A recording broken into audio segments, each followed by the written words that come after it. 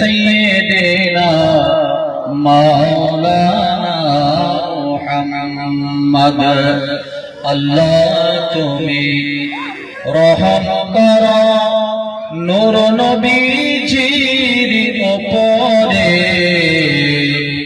আল্লাহ তুমি রহম করো তার বংশধরের উপরে আল্লাহুম্মা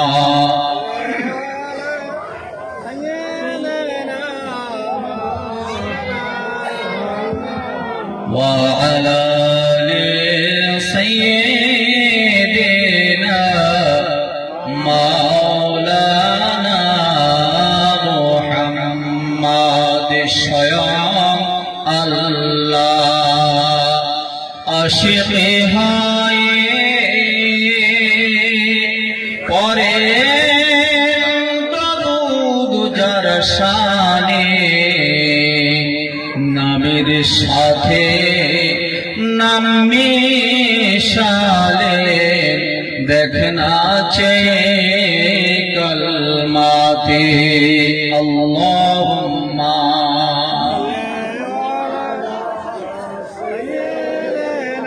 মাওলানা মুহাম্মদ ওয়ালা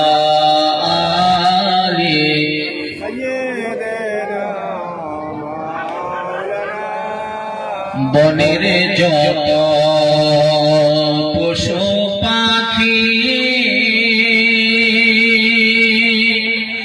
18,000 মাখলুকাত আল্লাহর জিকির নবীর দরুদ পড়েন তারা দিবারাত আল্লাহুম্মা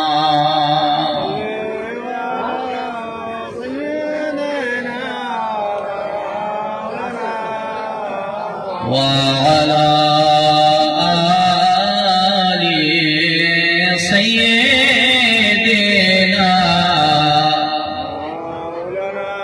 একটু মহব্বতে বলেন লা ইলাহা ইল্লাল্লাহ লা ইলাহা ইল্লাল্লাহ লা ইলাহা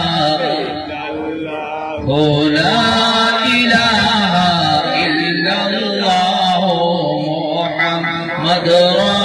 রাসূলুল্লাহ তুমি আদম হাওয়া বানাইলা মাওলা দুনিয়াতে পাঠাইলা ওরে তিনি সবার পরে দোয়া কবুল তিনি সবার পরে দোয়া কবুল নূর নবীজির ওসিলা লা ইলাহা ইল্লাল্লাহ লা ইলাহা ইল্লাল্লাহ লা ইলাহা ইল্লাল্লাহ মুহাম্মাদুর রাসূলুল্লাহ তুমি মুসারে তোরে নীলা মাওলা কত কথা বলিলা ওরে আল্লাহর নূরে পাহাড় জলে খোদার নূরে পাহাড় জলে মুসা বাঁচল নবীর ওসিলা লা ইলাহা ইল্লাল্লাহ লা ইলাহা ইল্লাল্লাহ লা ইলাহা ইল্লাল্লাহ মুহাম্মাদুর রাসূলুল্লাহ সাল্লাল্লাহু তাআলা আলাইহি ওয়াসাল্লাম। উপস্থিত আজকের এই পবিত্র মাহফিলে মহামান্য শ্রদ্ধেয় সভাপতি মহাশয়, দূর দূরান্তর থেকে আগত ওলামা সম্প্রদায়, সামিয়ানা নিচে বসে থাকা ধর্ম পিপাসু জ্ঞান পিপাসু ইসলাম দরদি আমার আব্বা আমার ভাইয়েরা, পাশে যারা পর্দার ভেতরে রয়েছেন পর্দা নাশি আমার আম্মা ও স্নেহের বোনেরা, প্রত্যেককে আমার অন্তরস্থল থেকে সালামতে শুভেচ্ছা জানিয়ে কমিটির সিদ্ধান্ত অনুযায়ী যতটুকু সময় হয় আপনাদের সামনে কিছু আলোচনা তুলে ধরবার চেষ্টা করছি। সর্বপ্রথমে ইন দ্য নেম অফ আল্লাহ, যে কোনো কাজ শুরুর আগে আল্লাহর প্রশংসা, সকলে উচ্চ কণ্ঠে বলি আলহামদুলিল্লাহ। তারপরে পরে মা আমার লাল মরুল দলাল आकाए नामदार ताजदार मदीना सरवर कल्ब सिनार व हफीजा काली कमली वाले मुस्तफा सल्लल्लाहु ताआला अलैहि ওয়াসাল্লামের উপরে লক্ষ কোটি দরুদ ও সালামের হাদিয়া বৃষ্টির ন্যায় বর্ষিত হোক, সকলে বলুন আল্লাহুম্মা আমিন। ব্রাদারান মিল্লাত ইসলামী, আমার পূর্ববর্তী বক্তা জনাব মাওলানা মুশাউল হক সাহেব মূল্যবান বক্তব্য রেখেছেন। এই পবিত্র সবই মিরাজকে উপলক্ষ করে আমিও সেই রাতকে উপলক্ষ করে আপনাদের সামনে পবিত্র মহাসংবিধান মহাগ্রন্থ কোরআন কারীম থেকে আয়াতে কারিমা সূরা বনী ইসরাঈল 15 পারা প্রথম অংশে আল্লাহ রাব্বুল আলামিন বলছেন, বিসমিল্লাহির রহমানির রহিম, সুবহানাল্লাযী আসরা বিআবদিহি লাইলান মিনাল মাসজিদিল হারাম ইলাল মাসজিদিল আকসা। জোরে বলুন সুবহানাল্লাহ। মহান সেই সত্তা, আল্লাহ নিজেই বলছেন, নিজের সার্টিফিকেট আল্লাহ নিজেই দিচ্ছেন। মহান সেই সত্তা, মহান সে আল্লাহ যে রব্বুল আলামিন তিনার বান্দাকে ইয়ানি কি আপনার আমার নবী মুহাম্মদুর রাসূলুল্লাহ সাল্লাল্লাহু তাআলা আলাইহি ওয়াসাল্লাম সম্পর্কে আল্লাহ বলছেন, মহান সেই সত্তা, মহান সে আল্লাহ যিনি মুহূর্তের মধ্যে তিনার বান্দাকে নবী মুহাম্মদ সাল্লাল্লাহু আলাইহি ওয়াসাল্লামকে মসজিদে হারাম থেকে মসজিদে আকসা ভ্রমণ করিয়েছেন। জোরে বলুন সুবহানাল্লাহ। বন্ধু আমার, মুহূর্তের মধ্যে কিরকম মুহূর্ত? কোন শাইর বলছেন, পল মে জানা পল মে আনা सबकी बस की बातें नहीं, कंकड़ियों से कलमा पढ़ाना सबकी बस की बात नहीं। মুহূর্তের মধ্যে যাওয়া, মুহূর্তের মধ্যে আসা, এটা অন্য কোন নবী পয়গম্বর রাসূলের জন্য সম্ভব নয়, একমাত্র অনলি ফর নবী মুহাম্মদুর রাসূলুল্লাহ সাল্লাল্লাহু আলাইহি ওয়াসাল্লামের জন্য সম্ভব। একমাত্র যে নবীর উম্মত আপনি আমি, এই নবীর জন্য সম্ভব মুহূর্তের মধ্যে আল্লাহর দরবারে যাওয়া, আল্লাহর সঙ্গে মিরাজ করে আবার ফিরে আসা। ব্রাদার মিল্লাত ইসলামিয়া, এই মিরাজ শুনে যদিও আপনাকে আমাকে অবাস্তব লাগে, ইম্পসিবল মনে হয়, অসম্ভব মনে হয়, কিন্তু এটাই সত্য। এই বয়ান করছিলেন আল্লাহর একজন প্রখ্যাত ওয়ালি হযরতে বাগদাদী আব্দুল কাদের জিলানী রাহমাতুল্লাহ আলাইহি। এই মিরাজ সম্পর্কে বয়ান করছিলেন যে আখির জামানার নবী, ইমামুল মুরসালিন, সাইয়্যিদুল মুরসালিন, ইমামুল আম্বিয়া, খাতিমুল মুরসালিন, আল্লাহর সঙ্গে মিরাজ এইভাবে হয়েছে। এই বয়ান যখন করছিলেন বাগদাদী আব্দুল কাদের জিলানী রাহমাতুল্লাহ আলাইহি, সারা বিশ্বের যত ওলিগণের সরদার, তিনি বয়ান করছেন, নবীর সম্পর্কে সার্টিফিকেট দিচ্ছেন। বন্ধু আমার, এমন অবস্থা একজন ইহুদি, একজন, তখন তিনি ঈমান গ্রহণ করেন নাই, কিন্তু বন্ধু নবীর ভাষাগুলো, নবীর জবানগুলো এরকম মিষ্টি ছিল, নবী পাক যখন বয়ান করতেন ইহুদি নাসারা পর্যন্ত নবী পাকের জবান শুনতো। জোরে বলুন সুবহানাল্লাহ। একজন ইহুদি একজনে বসে শুনলেন বাগদাদের সরজমিনে আব্দুল কাদের জিলানী রাহমাতুল্লাহ আলাইহি কোন নবীর সম্পর্কে সার্টিফিকেট দিচ্ছে, যে নবী নাকি সশরীরে অল্প সময়ের মধ্যে, মুহূর্তের মধ্যে মিরাজ করেছেন। এটা সম্ভব হতে পারে না। তিনার মনে এটা একটা চিন্তাধারা, যে নাকি সম্ভব হয়, এত কম সময়ের মধ্যে একজন মানুষ কি করে আল্লাহর দিদার থেকে ফিরে আসতে পারে। এই অস্বীকার, এই অস্বীকৃতি দেওয়ার কারণে ব্রাদারান মিল্লাত ইসলামিয়া তিনি বাড়ি চলে গেছেন, বিশ্বাস করলেন। বাড়ি গিয়ে বাজারে গেছেন, বাজারে গিয়ে একটা মাছ কিনে এনেছেন। মাছ এনে বিবিকে দিয়েছেন, বিবি এটা কেটে রান্না করো, আমি গোসল করে আসি, আমি একটু গাটা ধুয়ে আসি। বন্ধু আমার, আমার আম্মা ওই ব্যক্তি যখন বাজার থেকে মাছ এনে বিবিকে কাটতে দিয়েছেন, এবার তিনি গোসলে গেছেন, নদীর কিনারে গিয়েছেন, নিজের কাপড়গুলো বস্ত্রগুলো খুলে ওই নদীর কিনারায় রেখেছেন। কথাগুলো বোঝা যায় বা বোঝা যায়? নদীর কিনারায় কাপড় রেখে তিনি গোসল করবেন। যখন তিনি একটা ডুব মেরেছেন, ডুব মারার সাথে সাথে যখন পানির থেকে মাথাটা তুলেছেন, তিনি ছিলেন পুরুষ, এবার হয়ে গেছেন মহিলা। কি হয়েছে? ছিলেন পুরুষ, হয়ে গেছেন মহিলা। আচ্ছা বলুন, আল্লাহ করতে পারে কিনা? করতে পারে না আল্লাহ?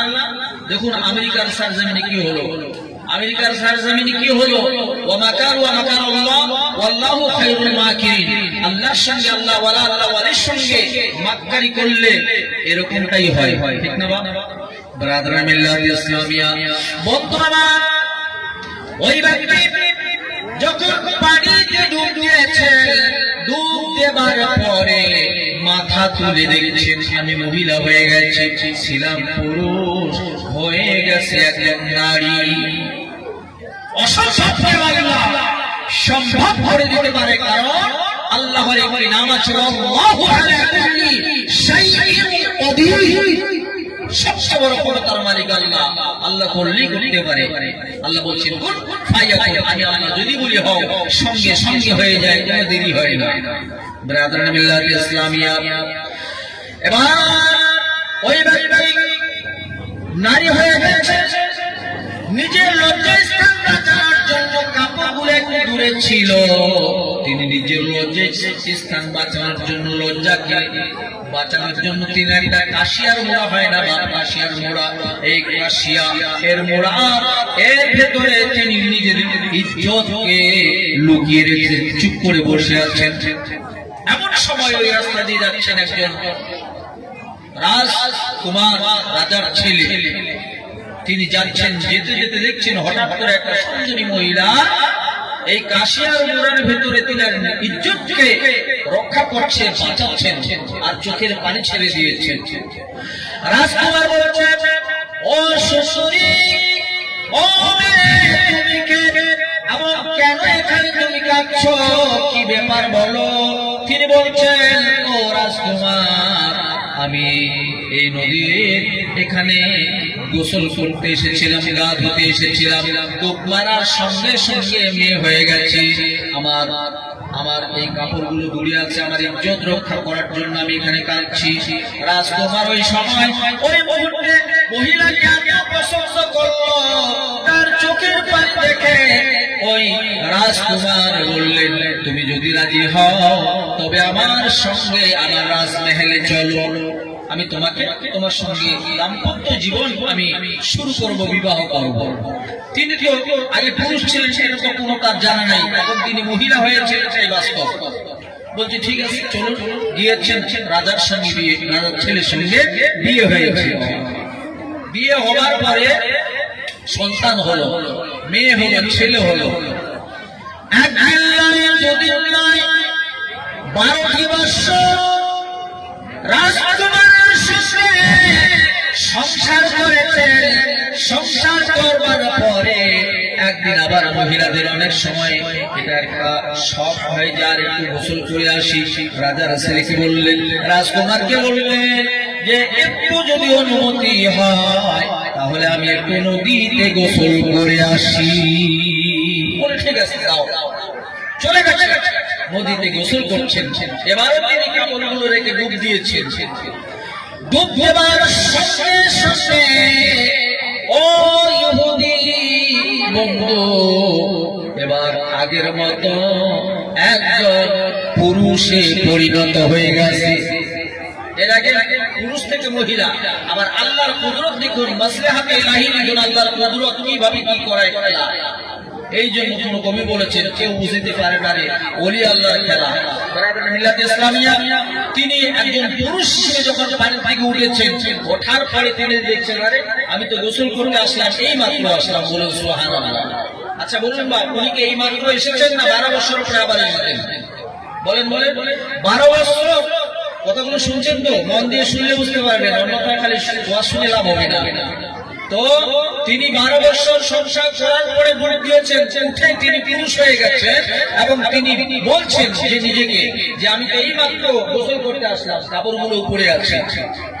বন্ধু আমার এইভাবে করে তিনি কাপড়গুলো পরে যখন বাড়ি চলে গেছেন, ওই যে ওনার বিবিকে মাছ কাটতে দিয়ে এসেছিল, আসার পরে মেয়ে হয়েছিল, 12 বছর সংসার করলো, আবার এসে গোসল করবার পরে পুরুষ হয়ে এবার বাড়ি ফিরে গিয়ে দেখেন তার বিবি ওই আপনার কি বলে ওইটাকে যে কাটাকাটি করে বটিতে মাছ এখনো কাটে নাই। বলুন সুবহানাল্লাহ।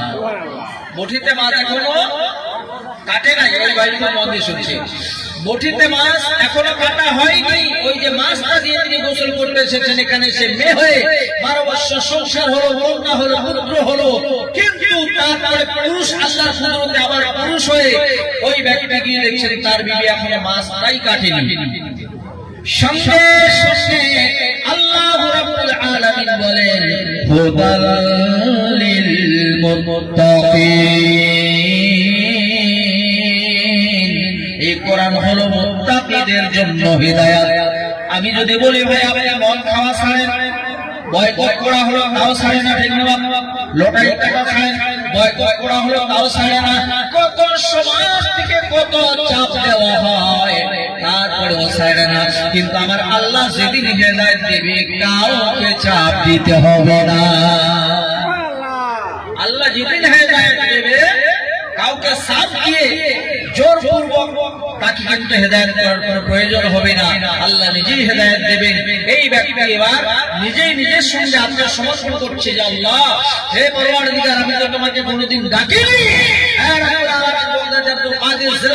আমি কোনোদিন মানিনি, কিন্তু আজ থেকে আমি আয় আল্লাহ তোমার উপরে আত্মসমর্পণ করছি এবং আমি এই মুহূর্তে বগদাদী আব্দুল কাদের জিলানীর দরবারে হাজিরি দেব।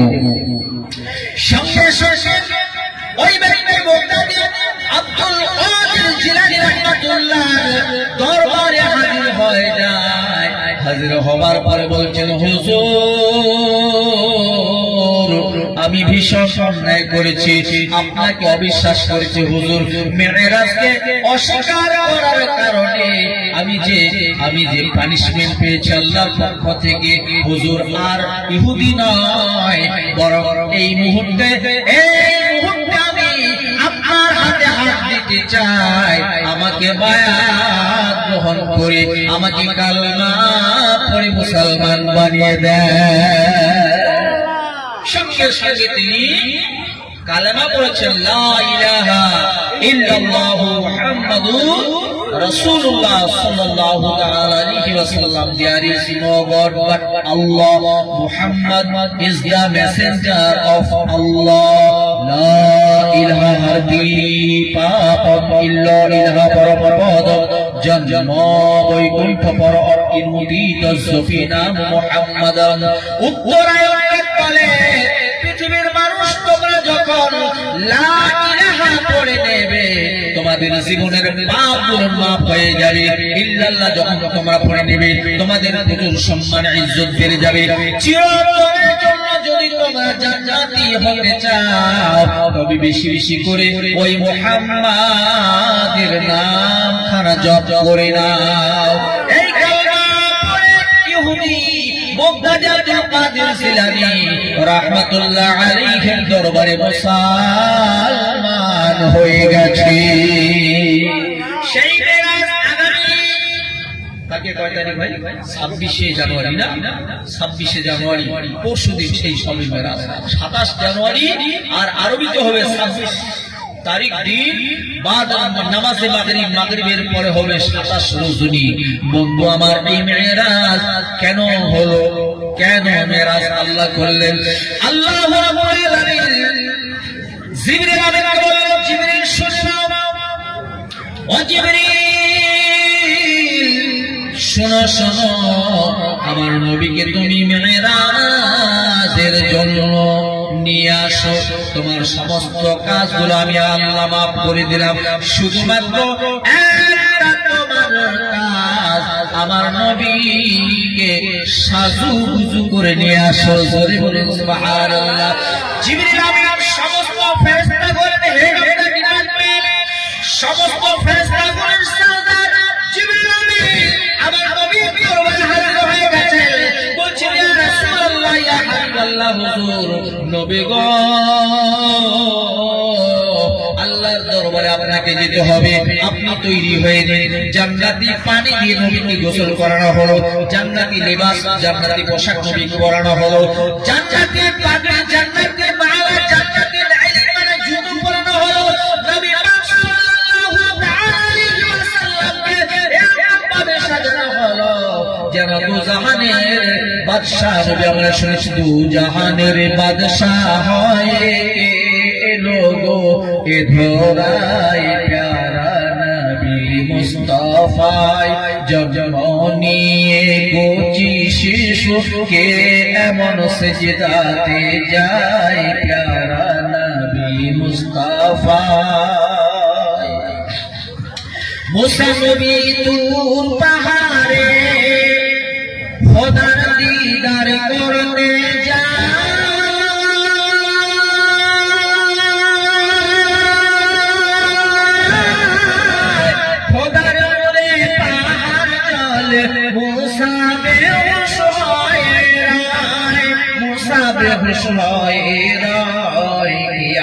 গো খোদার সাথে আছে গো, খোদার সাথে স্বয়ং দিদার করতে যায় প্যারা নবী মুস্তাফা। মুসা নবী দূর পাহাড়ে যাওয়ার জন্য আল্লাহকে বলেছিল, আল্লাহ একবার আপনার সঙ্গে দেখা করব। আল্লাহ বলছিলাম কারণে ও মুসা রে, আমি আল্লাহ দেখার চোখ তোমার নাই।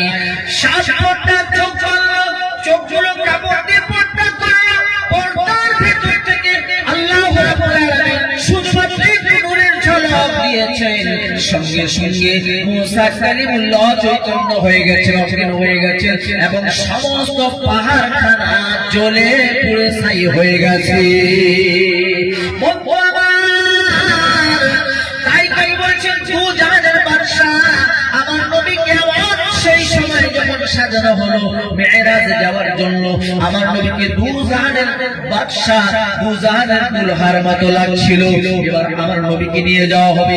ওই মুহূর্তে, ওই সময়ে আল্লাহ রাব্বুল আলামিন একটি জন্তু যেটা আপনার যার নাম হলো বোরাক, এটা রাখা হয়েছে। আমার নবীকে বলা হলো, নবী গো, এটার মধ্যে আপনি সাওয়ার হয়ে যান। বন্ধু আমার, কোন নবীর উম্মত? যে নবী সাল্লাল্লাহু আলাইহি ওয়াসাল্লাম পৃথিবীর জমিনে আসার পর আমার জন্য দিয়েছেন। বন্ধু আমার, যে নবী শুধু এই পৃথিবীর জমিনে নয়, বরং আপনার কিয়ামতের ময়দানে পর্যন্ত উম্মতে মুহাম্মাদীর জন্য কাঁদবেন। আর আপনার নবীকে এরকম পাওয়ার আল্লাহ দেবেন, নবী গো আপনি কাঁদবেন না। আপনার কোন উম্মত যদি সরিষা পরিমাণ ঈমান থাকে, ওই উম্মতকে আপনি জাহান্নাম থেকে বের করে নিয়ে জান্নাতে প্রবেশ করিয়ে দিন। এত বড় পাওয়ারফুল প্রফেট মুহাম্মদ সাল্লাল্লাহু তাআলা আলাইহি ওয়াসাল্লাম, যিনাকে আল্লাহ রাব্বুল আলামিন ব্রাদার মিল্লাত ইসলামিয়া এরকম পাওয়ার দেবেন যে জাহান্নাম থেকে বের করে সরিষা রায় বরাবর अगर ईमान हो तो कभी जहन्नमी नहीं हो सकता। রায় বরাবর সরিষা পরিমাণ ঈমান থাকলে আল্লাহ বলবেন, নবী আপনার উম্মতের মধ্যে এই ফ্যাসিলিটি, ওনাকে জাহান্নাম থেকে বের করে নিয়ে আপনি জান্নাতে প্রবেশ করিয়ে দিন। বলুন সুবহানাল্লাহ। এই নবী সাল্লাল্লাহু আলাইহি ওয়াসাল্লাম কত চিন্তা আপনার আমার জন্য করেন। যখন বোরাকে সাওয়ার হবে, জিবরিল আমিন বলছেন, জিবরিল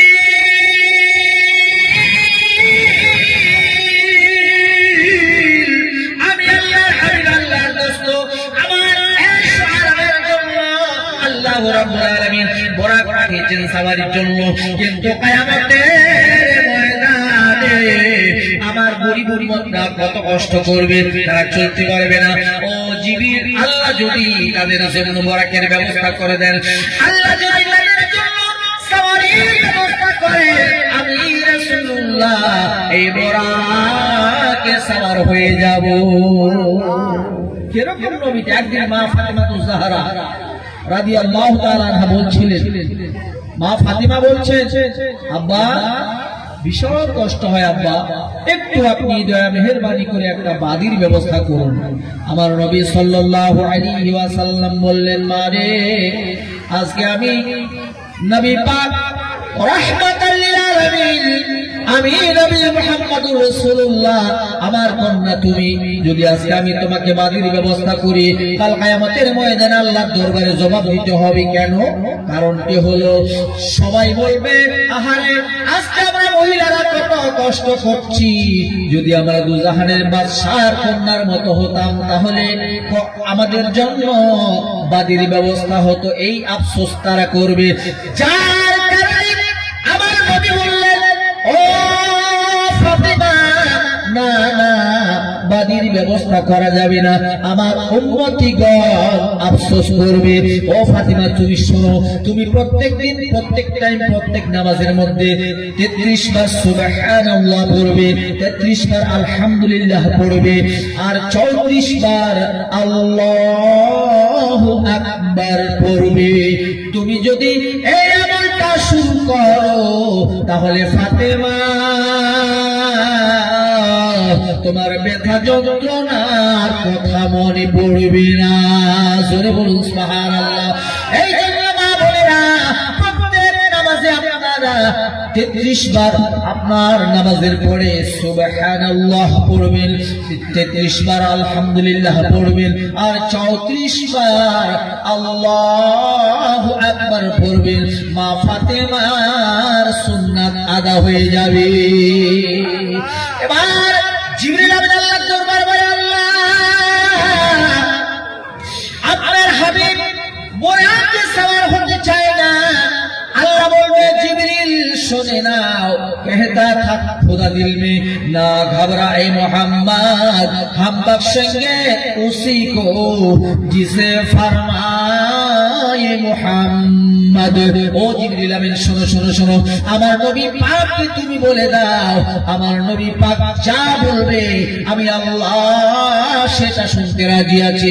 আমার নবীর উম্মতের জন্য কিয়ামতের ময়দানে যাদের কষ্ট হবে, আমি আল্লাহ একটা করে সাওয়ারির ব্যবস্থা করে রাখব। এবার নবী বোরাকে সাওয়ার হয়েছেন, আল্লাহর দরবারে যাবেন মেরাজের জন্য। বলবে, জানা পল মে আনা सबकी बस की बात नहीं, और खारा पानी मीठा करना सबकी बस की बात नहीं।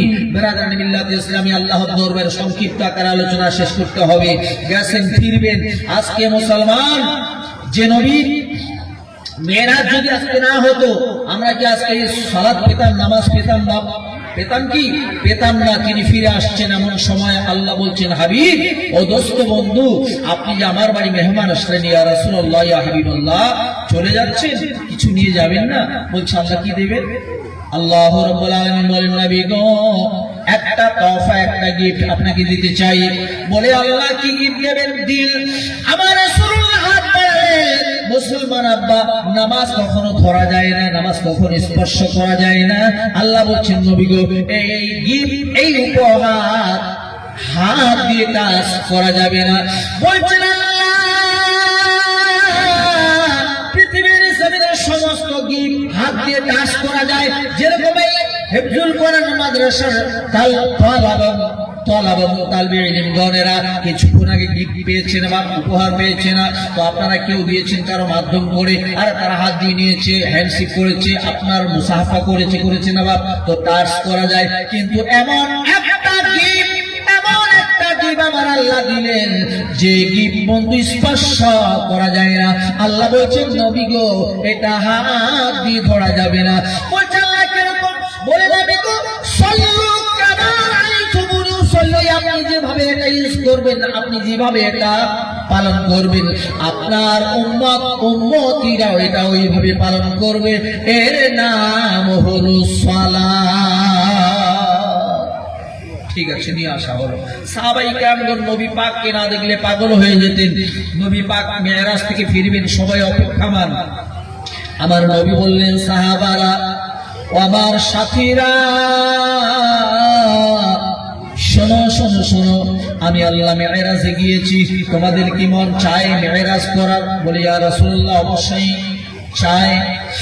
বলছেন সাহাবা, শোনো, আমি আল্লাহর দিদার করেছি, তোমরা যদি আল্লাহর দিদারের আশা রাখো তাহলে আসসালাতু মিরাজুল মুমিনিন, এই একটা তোফা তোমাদের জন্য নিয়ে আসলাম।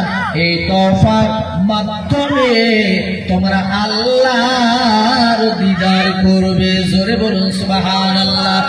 এই সালাতের মাধ্যমে দৈনিক 5 বার তোমরা আমার আল্লাহর সঙ্গে কথা বলবে।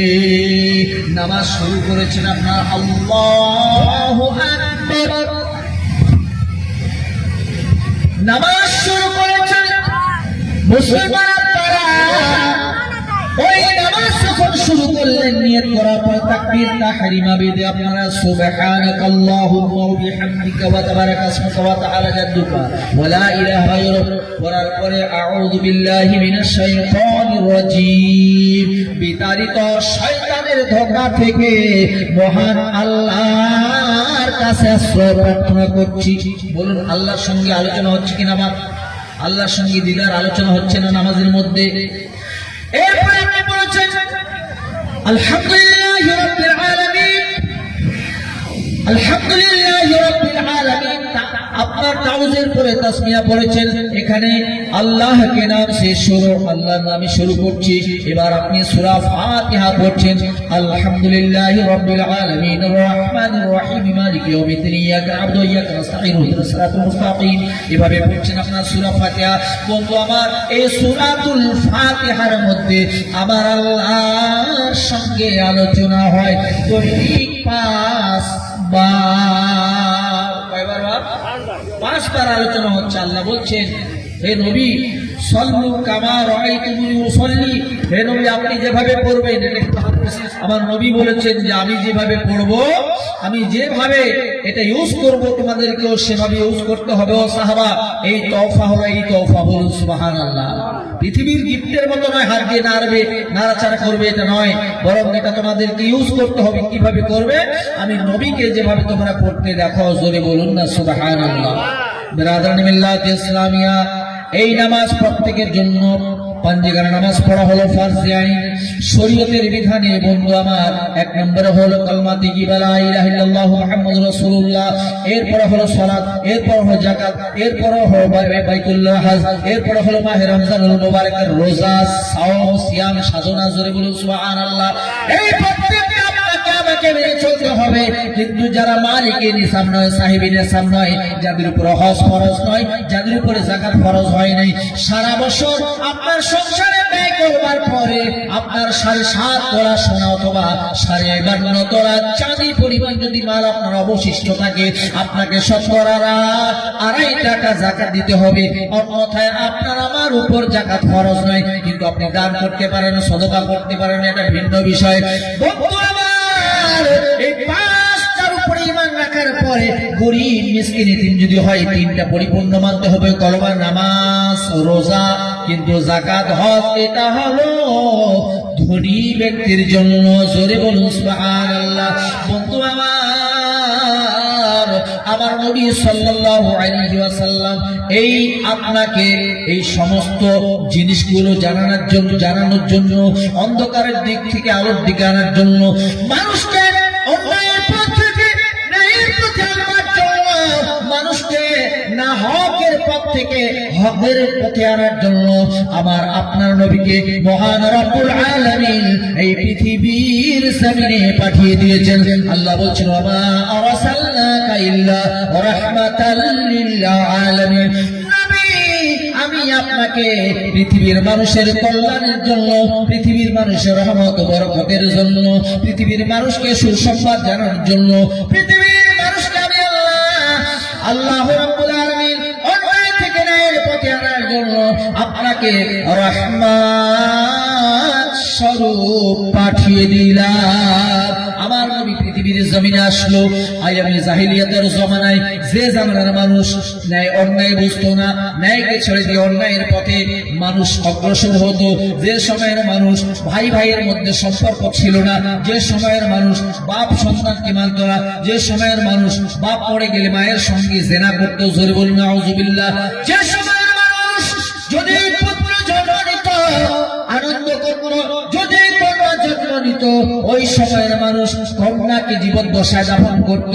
আমার নবী সাল্লাল্লাহু আলাইহি ওয়াসাল্লাম বললেন, হুকুকুল্লাহ ওয়া হুকুকুল ইবাদ। ও পৃথিবীর মানুষ, একটা হলো আল্লাহর হক আর দ্বিতীয়টা হলো মানুষের প্রতি মানুষের হক। যেরকম স্বামীর প্রতি একটা স্ত্রীর হক, স্ত্রীর প্রতি একটা স্বামীর হক আছে, গ্রামে যদি ধনী ব্যক্তি থাকে ধনী ব্যক্তির প্রতি গরিবের একটা হক আছে। এই হকের সম্পর্কে আমার নবী সাল্লাল্লাহু আলাইহি ওয়াসাল্লাম কঠোর বার্তা জানিয়ে দিলেন। পৃথিবীর মানুষ, আল্লাহর ইবাদত, আল্লাহর হক যদি তোমরা নষ্ট করো, আমার আল্লাহ রাব্বুল আলামিন বলেন, লা তাকনাতু মির রাহমাতিল্লাহ, আমার রহমত আমার করুণা থেকে পৃথিবীর কোনো বান্দা বান্দি বঞ্চিত থাকে না। আমার হক যদি পৃথিবীর কোনো মানুষ নষ্ট করে দেয়, আমি আল্লাহ মাফ করে দিতে পারি। কিন্তু বান্দা,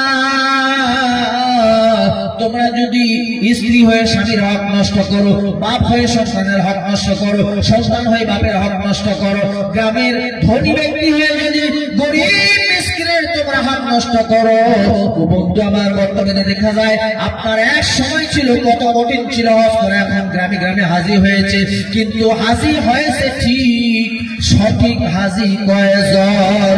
আমার নবী যখন হজ পালনে যেতেন, হজ পালন করবার পরে আমার নবীর দায়িত্ব ছিল হজ পালন করে গ্রামে এসে আমার নবী বিধবা ব্যক্তিদের সাথ দিতেন, তাদেরকে বিধবা ব্যক্তিদের ভালো দেখাশোনা করতেন। জোরে বলুন সুবহানাল্লাহ। আমার নবী হজ পালন করবার পরে বন্ধু আমার নবী গ্রামে এসে এতিম মিসকিনের মাথায় হাত তুলে দিতেন। জোরে বলুন সুবহানাল্লাহ। আমার নবী সাল্লাল্লাহু আলাইহি ওয়াসাল্লাম আপনার হজ পালন করবার পরে গ্রামের কোন মানুষের কি সমস্যা আছে এটা দেখতেন।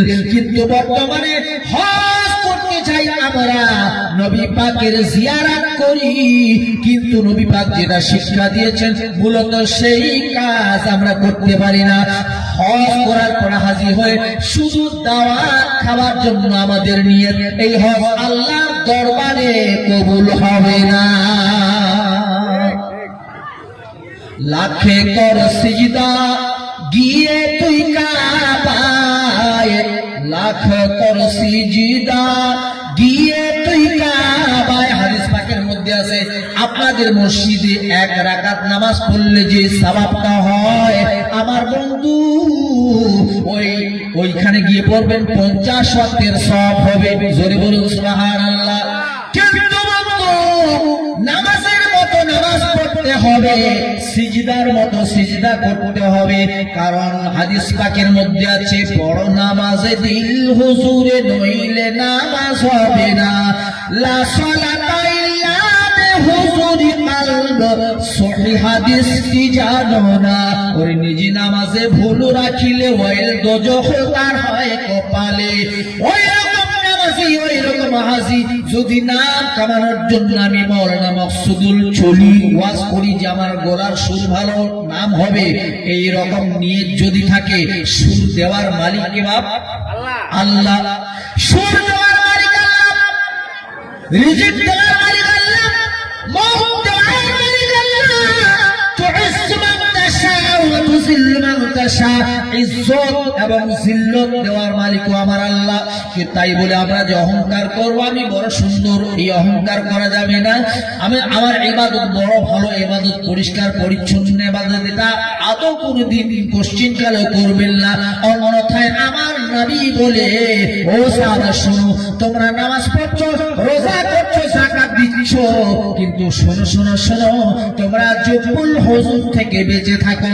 মিশকাত শরীফের হাদিস সাহাবায়ে কেরাম জানার পরেও জিজ্ঞেস করেন নবীকে, নবী গো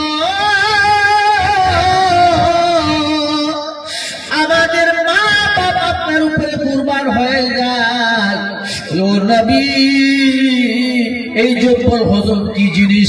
আমার নবী এই মুহূর্তে জানিয়ে দিলেন বাবা, জব্বুল হুজুর একটা এমন দোজখের নালী, যে নালী থেকে স্বয়ং দোজখ দিনে 400 বার উদ্ধার প্রার্থনা করে। বুঝা গেল? অ্যাটেনশন প্লিজ, মনোযোগ দেবেন একটু। স্বয়ং দোজখ, যে দোজখকে আমি মাওলানা মাকসুদুলকে রাখা হবে, এই দোজখ স্বয়ং ওই ছোট্ট একটা নারীকে ভয় পাবে বলে আল্লাহ মিশকাত শরীফের হাদিস বলে, আল্লাহ ওই দোজখ থেকে আমি, ওই নারী থেকে আমি দোজখকে বাঁচাও। তাহলে চিন্তা করুন কত বড় ভয়ঙ্কর নারীটা হতে পারে, যার ভয়ে কম্পিত হয় স্বয়ং দোজখ। সাহাবাগণ জিজ্ঞেস করলেন, নবী গো, ওখানে কাকে রাখা হবে? আমার নবী বললেন, বাবা শোনো শোনো, ওই নালীর মধ্যে ওই শ্রেণীর ইবাদতকারীকে রাখা হবে যারা নাম কামানোর জন্য হজ করে, যারা নাম কামানোর জন্য রোজা করে, যারা নাম কামানোর জন্য নামাজি বলবো বলে নামাজ পড়ে, যারা দানকারী নাম হবে বলে আপনার হচ্ছে দান করে, এই মানুষদের খাম ইবাদত যারা করে, এটা রিয়ার মধ্যে গণ্য হয়ে যায়। আর রিয়া, যে ব্যক্তি রিয়া করলো, আল্লাহর নবী বলছেন এই রিয়া হলো শিরকের সমতুল্য।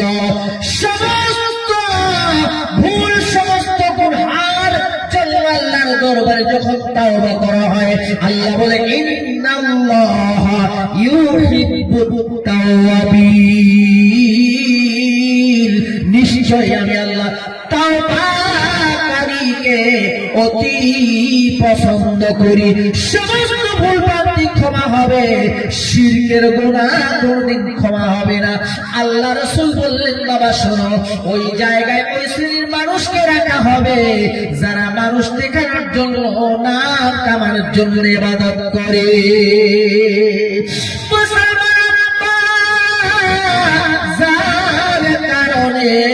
আমরা ইবাদত করব যখন, আল্লাহ রাব্বুল আলামিন বলে, বান্দা যখন তোমরা আমাকে ডাকবে, ডাকো ডাকো ডাকো, আমি আল্লাহকে তোমরা ডাকো, সকলে একটু আল্লাহকে ডাকুন তো, সকলে বলুন আল্লাহ, আর একটু মহব্বতে বলুন আল্লাহ, আর একটু মহব্বতে বলুন আল্লাহ। আচ্ছা বলুন তো, আল্লাহ কথাটা শুনছেন কিনা? বাবা শুনছেন কিনা? আল্লাহ শুনছেন। আর আল্লাহ বলেন, ফাযকুরুনি আযকুরকুম, যখন হইবে আমার, তখনই আল্লাহ আমি তরফে তোমার। ও বান্দা, তোমরা যখন আমি আল্লাহকে আল্লাহ বলে ডাকলে, এই জায়গাটার নাম কি বাবা? পূর্ব দলাইগাঁও গ্রামের নাম, যাই হোক পূর্ব দলাইগাঁও। আল্লাহ বলে, বান্দারা তোমরা পূর্ব দলাইগাঁও এই মেহফিল থেকে আমাকে ডেকেছো, আমি আল্লাহ শুনেছি। যদি তোমরা আল্লাহ বলে ডাকো সেটাও শুনি, যদি তোমরা বলো সেটাও আমি আল্লাহ শুনি। বলুন সুবহানাল্লাহ। ব্রাদার মিল্লাত ইসলামিয়া, আল্লাহ বলেন, ফাযকুরুনি আযকুরকুম, তোমরা আমাকে ডেকেছো, আমি আল্লাহ তোমাদেরকে সাড়া দেই। ওয়াশকুরুনি ওয়ালা তাকফুরুন, তোমরা আমার কৃতজ্ঞ হয়ে যাও, কৃতজ্ঞ হয়েও না। যখন বান্দা আল্লাহকে রাখে, আল্লাহ তাকে সাড়া দেন। আর যদি না রাখি, আল্লাহ ঠেকা পড়ছে, আপনাকে আমাকে স্মরণ করবে, বাবা করবে, মুসিবত যাবে, বালা যাবে, সব সমস্যার সমাধান হবে যখন আমরা আল্লাহকে ডাকবো, আল্লাহর কাছে চাইবো। অবশ্যই আল্লাহ দেওয়া, আল্লাহ ওয়াদা করেছেন। ব্রাদার মিল্লাত ইসলামিয়া, বন্ধু আমার, আল্লাহ এবার শিখাচ্ছেন, আল্লাহ ও নবী, আমি আপনাকে কোরআনুল কারীম দিয়েছি, বাল হুয়া কুরআনুম মাজিদ। কোরআন শুনো শুনো, ও মুসলমান, আপনাদের কারো বাড়ি পূর্ব দলাইগাঁও, কারো বাড়ি পশ্চিম দলাইগাঁও, কারো বাড়ি চাঁদবাড়ি, কারো বাড়ি কড়াই বাড়ি, আমি মাওলানা মাকসুদুলের বাড়ি, আপনার হচ্ছে কাঠান বাড়ি। হ্যাঁ, মানুষ বদলাবাড়ি চলে আসে কেন? বদলাবাড়ি টাউন মসজিদের ইমাম হিসেবে রানিং 22 বছর ধরে আছে আমি, সুতরাং বদলাবাড়িটাই বেশি চিনি আমি। তো ব্রাদার মিল্লাত ইসলামিয়া, আমার তাই আছে কাঠান বাড়ি। কোরআন কারীমকে জিজ্ঞেস করা হলো, কোরআন তোমার বাড়ি আছে নাকি? তোমার বাড়িটা কোথায়? কোরআন এবার জবাব দেয়, কোরআন আনসার দেয়। কোরআন বলে, বল হুয়া কুরআনুম মাজিদ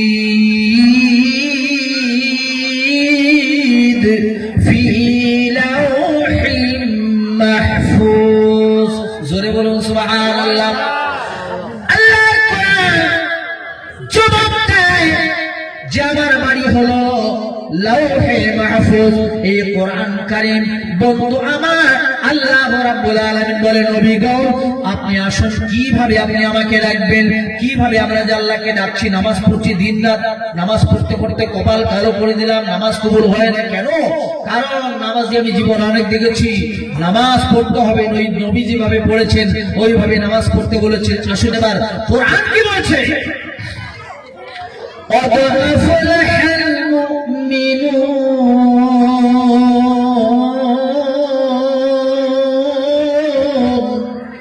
الذين هم في صلاتهم خاشعون। হাফিজে কোরআন বসে আছেন, আলিম উলামা হাফিজ যখন সামনে বসে ওয়াজ করতে ভালো লাগে, কারণ কোরআন সুন্নাহটা এরা ভালো বোঝে, ঠিক না বাবা? তো কোরআন কারীম আল্লাহ শিক্ষা দিচ্ছেন, قد أفلح المؤمنون الذين هم في صلاتهم خاشعون। আল্লাহ বলছেন তোমরা ভীত মনে নামাজ যখন পড়বে, আমি নামাজি বিশাল, এটা নয়, এরকম নয়, এরকমটা নয়। আল্লাহ নিজে শিখিয়ে দিচ্ছেন, বান্দা যখন তোমরা আমাকে ডাকবে তখন আল্লাহু আকবার, আল্লাহ একদম মাউরিয়া বুঝেন তো, দেশি কোথায় মাউরিয়া, এতিম হয়ে আমি আল্লাহ আপনার দরবারে আমি আত্মসমর্পণ করেছি। আল্লাহ ছোট, নিজেকে খুব ছোট মনে করতে হবে, তবে আপনার ইবাদত আল্লাহর দরবারে গ্যারান্টেড হবে। আল্লাহ বলছেন قد أفلح المؤمنون,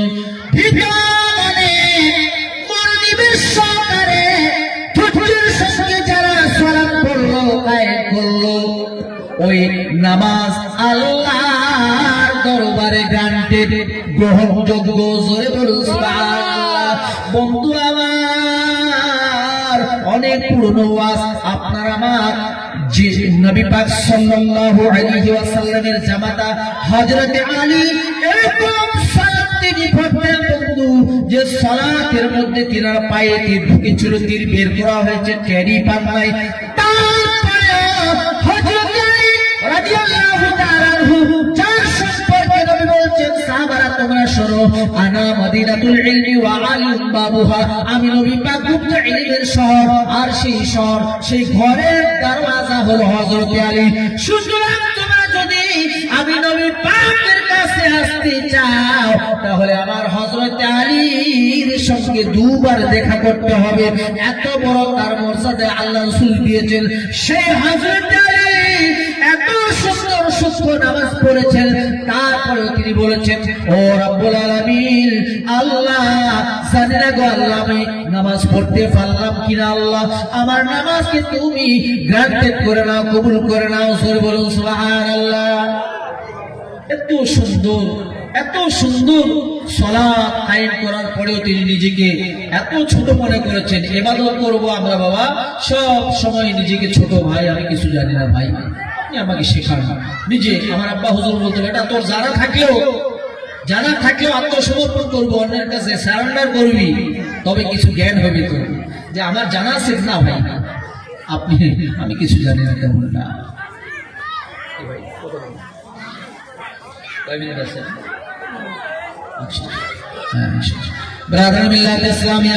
তাহলে ইবাদত আপনাকে আমাকে ওইভাবে করতে হবে যে ইবাদত করলে আল্লাহ রাসূল খুশি হয়।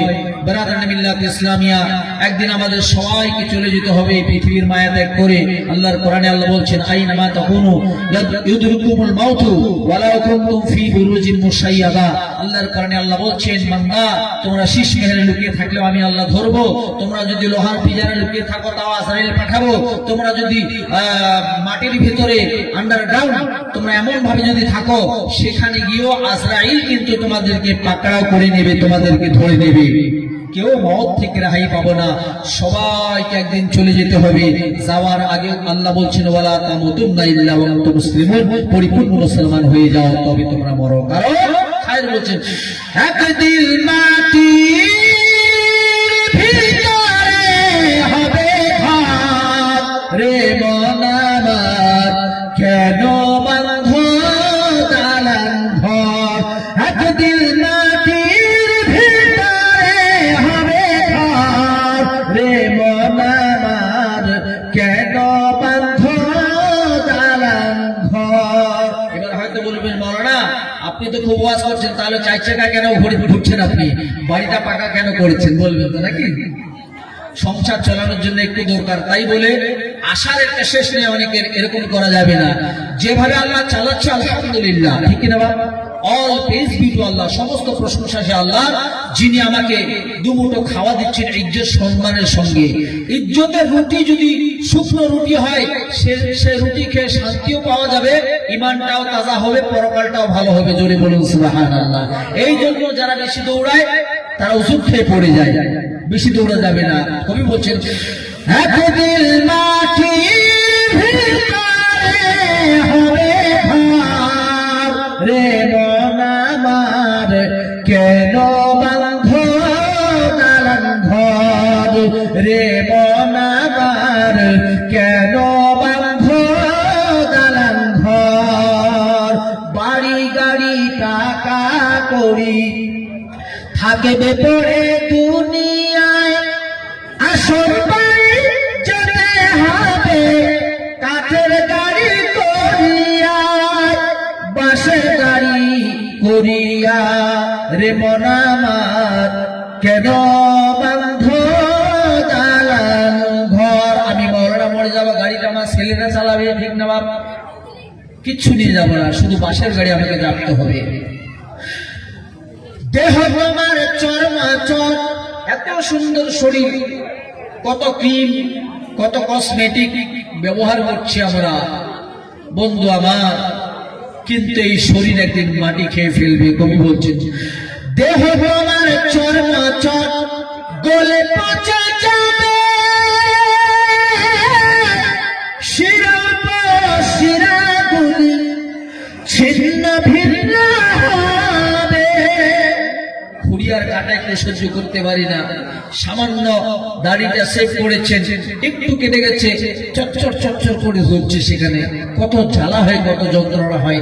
সামান্য কাটা, সামান্য ব্যথা আমরা সহ্য করতে পারি না বা, কিন্তু কবি বলছেন, মন্ডু মেরুদণ্ড সবে হবে ঠান্ডা ঠান্ডা, ওরে পরে হবে মাটির ভিতর, রে মন আমার কেন বাঁধ দালান ঘর, একদিন মাটির ভিতরে হবে ঘর।